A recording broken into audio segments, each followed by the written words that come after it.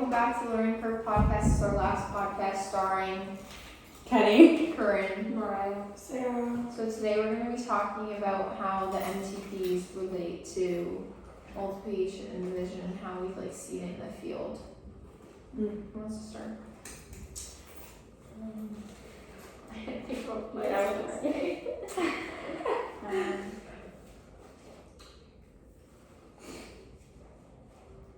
Oh, wait, what is the MTP that is about them understanding it, not just memorizing?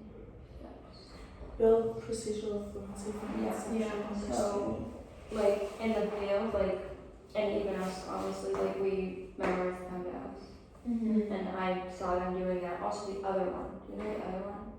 There's PEMDAS and there's something else that they use. And then some students, like, one way or the other, and they tell them that they can use whatever they want. Oh wait, yeah, I know what you're talking about, but I'm forgetting. I forget what it is too, I don't know. One is shorter. Yeah.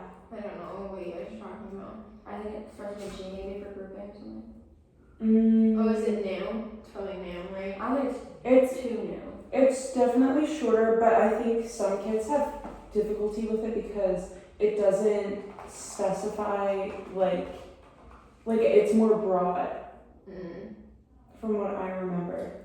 Gems.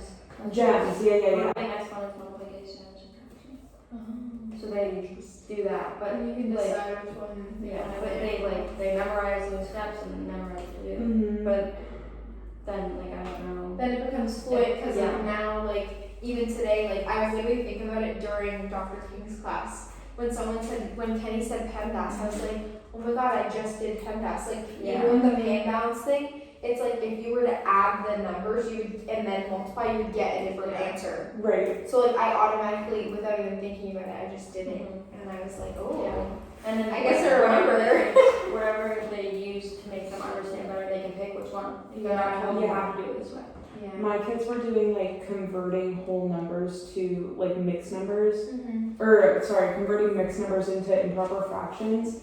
And I definitely noticed that where it was a lot of reinforcing the same behaviors over and over and over again until it like became knee-jerk for them. So and I kind of had, this was when I was in my special ed placement, but I kind of had difficulty with doing that because it was like at the very beginning. But I've noticed I see some of the kids in my gen ed placement as well because it's like a mixed group, and they have definitely gotten better. So I do think it's I understand what you mean, where it's with time they just they keep doing it over and over and over again, and it's the procedural fluency of that. Mm-hmm. I like to add on, my kids are first graders, but I noticed my teacher that I'm working with, right, she's making that because multiplication is basically repeated addition. Mm-hmm. So then the kids, they're learning, they're using the base 10 blocks and then connecting them for their addition. Mm-hmm. And then when they were doing that, it would be 2 plus 2 or 10 plus 10. And then they immediately got it with the blocks. And that kind of made me think when they get into multiplication, this will be easy for them because that's how they would start visualizing it. Mm-hmm. Because that's what they started at a young age. Mm-hmm. Also with the productive struggle, Mm-hmm. it's actually kind of funny, but I feel like since being in my placement, I've heard them reference it so much more, where it's just, they would literally say this is productive struggle, you guys are not supposed to know this immediately right now, you're supposed to be doing it and struggling with it. And my teacher, I remember, was is this a productive struggle or is this something where you're you can't do it? And she she found the difference between the two, because she was if you really are getting very frustrated over this, then clearly it's past that point. And then you just don't get it. Right. You just don't get it. Then you need to do more steps to build up to that. But she would kind of reinforce that this is supposed to be hard, which I think helps them too. Because I know when I was in school, when things were coming easier to kids than other kids than they were to me, it would kind of make me feel bad. Mm-hmm. So knowing that it is I don't know, I like that she reinforces that for them. Yeah, and I feel this kind of relates to my number talk because we did fractions, but you had to don't know. Like, I guess it doesn't relate to multiplication now that I actually think about it. Never mind. Cut that out. No, like actually, cause I was gonna say like the improper fractions, but they have to like add it to be able to find out. So I just never mind. How rude. I literally, as I was talking about it, I was like,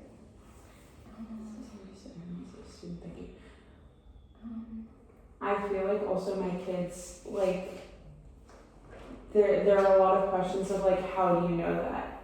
Like, tell me how you get to that point so that they can kind of understand. I don't know, it's sometimes when I'm watching my teachers, it feels like I'm watching Dr. King, low key. Because like they say the same things that she says, where it's just like, tell me how you know, like, tell me what steps you're taking to get there, and like, is this gonna work for every number, or is this gonna work for every situation? yeah. And I feel like relating to that, like, on my paper, we did this like in Dr. King's class with like the 3 groups of 5 and the 5 groups of 3, like asking kids how they are the same, but why do they look different? And like being able for them to tell us what they think is important to do too, so that they can like really understand Right. what it is. I don't know. I guess like with like multiplication, like there are multiple like the steps going through it, like there's multiple different ways to do it. Like if a student really doesn't understand what 3 times 5 is, then they can do the 3 dots, or like then they can do the 3 circles and then whatever, or they can do dots, and then it gets more complicated like as you go. And then you do like the ordered list, then like the box method, and then like you do the last method. So like they can problem solve using what they already know if they're already struggling, and like go back. Yeah.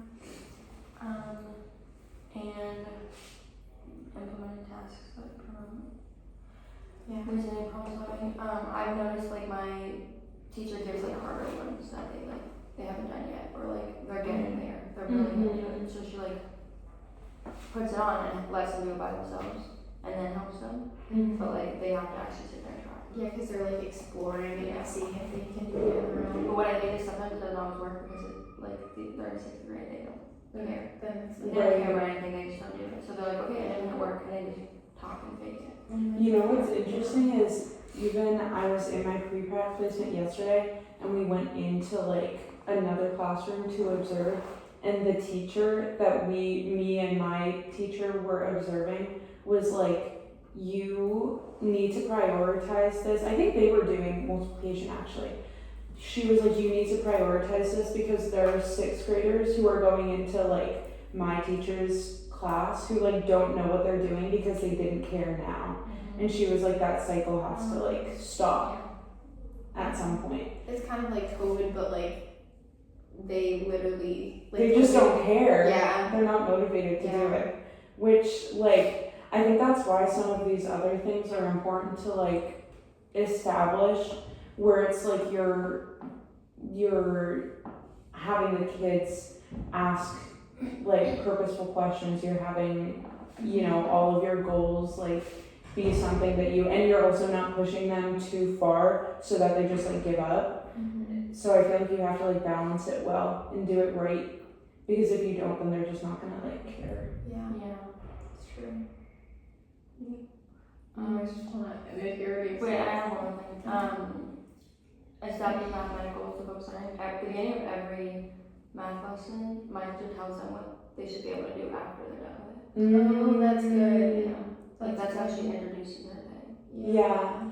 So like the students can think about it like during the lesson. Yeah. Mm-hmm. And then she tells them what their homework's gonna be to try to like get them to finish their things. Because usually it's like, oh, you're finishing this for homework. Mm-hmm. So she tells them to try to get them to do Right. it in class. Oh, so then they don't. Oh, that makes sense. But they don't do it, and then they don't do their homework. That's funny. Nice. Well, I really don't care, I guess. Okay, Yeah. are we done? Yeah, we're good. Alright. Thank you, Dr. King, for listening to us. I don't know what else to say. Thank you for listening to us, and We'll miss you. We'll miss you. We'll miss Yeah, we will see you later. We'll miss you. Bye.